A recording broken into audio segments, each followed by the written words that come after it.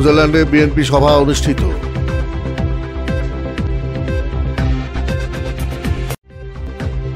আপনারা দেখছেন প্রবাসী সংবাদ। আসসালামু আলাইকুম। এমকে টেলিভিশনের প্রবাসী সংবাদে আপনাদের সাথে আছি আমি শারমিন মিনা। এতক্ষণ শুনছিলেন সংবাদ শিরোনাম, এখন ডেস্ক থেকে বিস্তারিত। সুইজারল্যান্ড বিএনপির সাধারণ সভা জুরিখের এক হলরুমে অনুষ্ঠিত হয়। সাধারণ সম্পাদক কবির মোল্লার সঞ্চালনায় সভায় সভাপতিত্ব করেন আনোয়ার শেখ।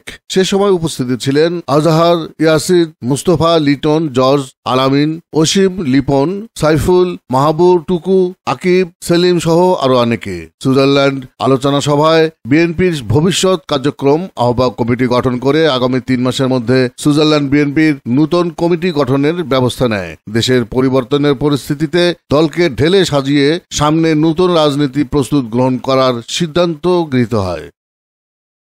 ইফতেখার, প্রবাসী ডেস্ক, এমকে টেলিভিশন। শেষ করছি এমকে টেলিভিশনের প্রবাসী সংবাদ। এতক্ষণ সাথে থাকার জন্য সবাইকে ধন্যবাদ।